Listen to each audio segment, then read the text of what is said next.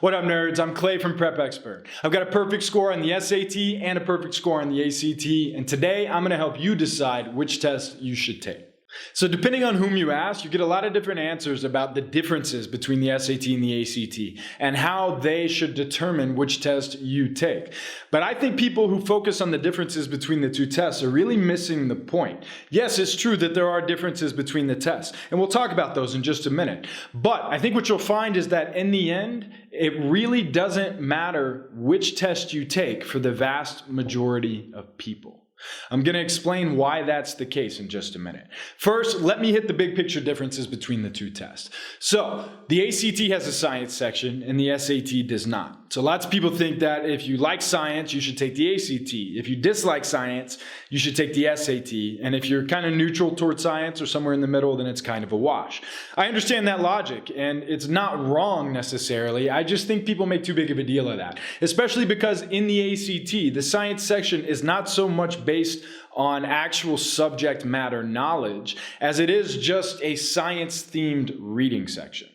Again, on the ACT, the science section doesn't require you to have subject matter knowledge. It just requires you to interpret experiments and data and charts and that sort of thing. None of which requires you to have actual subject matter knowledge. So even if you're really good at science, it's unlikely to help you just too terribly much on the ACT over the SAT. Even if you're really bad at science, it's unlikely to hurt you too much on the SAT over the ACT. It might make a difference, but for most people, it won't. So another big difference is that on the SAT, vocabulary is comparatively more important than it is on the ACT. Now, don't let anybody fool you. Vocabulary is very important on both tests, right? It shows up on the ACT in lots of different places. It shows up all over the SAT. In fact, vocabulary is less important now on the SAT than it has ever been.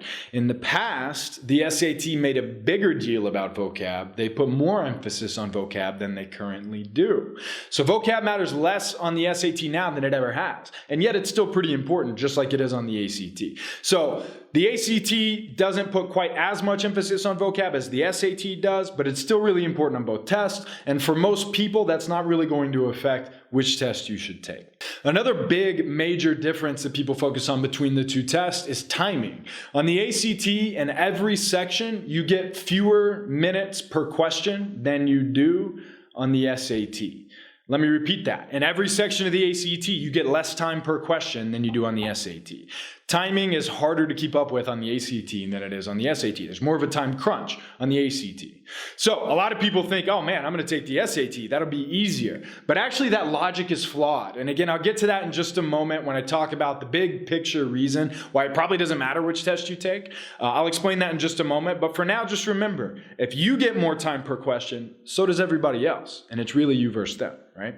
So we talked about science. We've talked about vocab. We've talked about timing.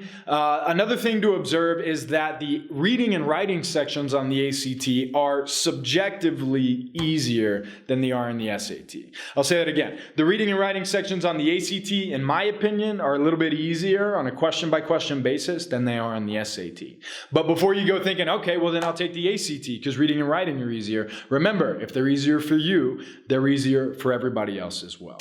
And so that brings me to the main point of my video. Here's the answer. Should you take the SAT or the ACT? Well, in short, for the vast majority of high school students, it doesn't matter much at all. Let me explain why. Both tests are graded on a curve. In other words, your score on each test is fundamentally derived from how you perform on the test compared to how the other students who took the test performed. Not just the one you take, but ones you took, or ones that were administered before and ones that were administered after the one you take.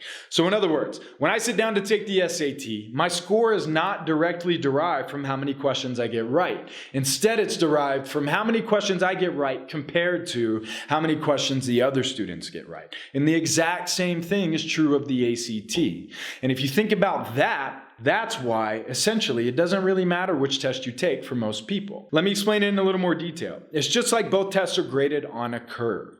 When a test at your school is graded on a curve, it doesn't really matter how many questions you get right so much as it matters how you do compared to how your classmates do, right? If you do better than all your classmates, you're going to score really high. If you do more poorly than all your classmates, you're going to score really low, regardless of how many questions the group gets right. The same is true of the ACT and the SAT. They're both effectively graded on a curve. Their scoring scales are basically fundamentally comparative.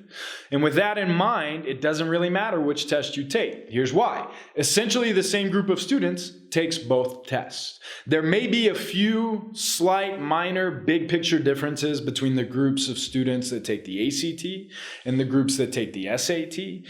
But again, if those differences exist at all, they're very minor. So essentially, whichever test you take, you're going to be taking it against the same group of people. And since it's scored on a curve and you're always going against the same group of people, that's why it doesn't really matter about minor differences between the tests. Let me explain. If I get fewer seconds per question on the ACT, which I do, that might seem hard, that might seem like a bad thing. But you know what? Everybody else gets fewer seconds per question too. And at the end of the day, it's me versus them, not me versus the test, right? The way I like to explain it is it's like a golf tournament.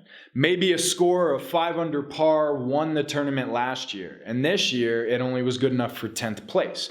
That's because in the tournament, it's not you versus the course. It's you versus the other golfers, right? So you can be 10 under par, you can be 15 under par, but if everyone else is doing better than you are, then you're not going to win the tournament. The same is true of the ACT and the SAT. The scoring scales are inherently comparative. Yeah, you get less time on the ACT per question, but so does everybody else. Yeah, vocab is more important on the SAT, but it's more important for everybody else as well. Yeah, there's a science section on the ACT and there's not on the SAT. But unless you are way better at science than most of your peers, that's not likely to matter. Unless you're way worse at science than most of your peers, that's not likely to matter.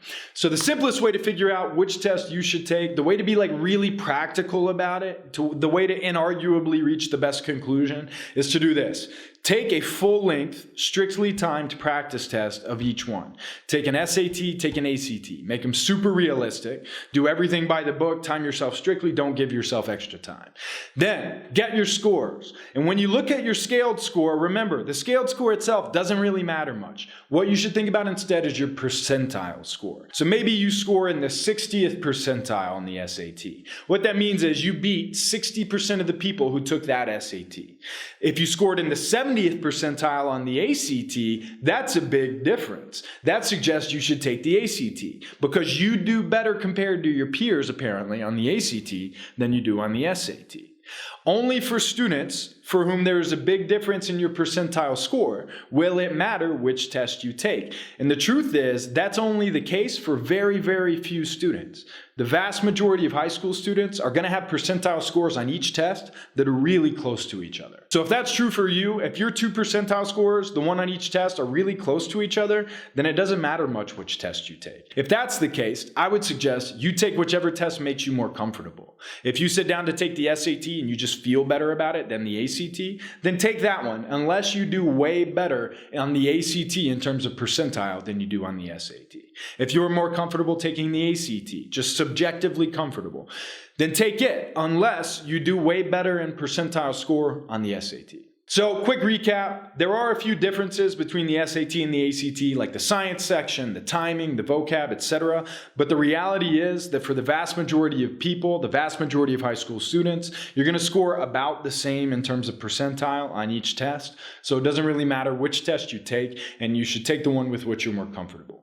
The way to know if you should take one test or the other is to take a full-length timed practice test of each one. See how your percentile scores compare. If they're about even, take whichever test makes you more comfortable. If one percentile score is significantly higher than the other, then take that test and you'll be better off. So that's all there is to it, guys. That's all you need to know to decide whether you should take the ACT or the SAT. Please don't forget to smash that like button if you found this video helpful. You can also subscribe to Prep Expert's YouTube channel for other videos just like this one. In fact, there's a discount code in the description below this video that you can use on our website to sign up for our courses or our tutoring. You can get great exclusive discounts for any of the products we offer. If you want to take a course, you can sign up for one with me or one of our other instructors. If you'd prefer tutoring, that's an option as well. We'd also like for you to leave a comment below this video. Let us know what you want to hear about in the next video. What do you want advice on from a 2-time perfect scorer? Leave us a comment and that might be the topic of our next video. So until next time, guys, keep working hard.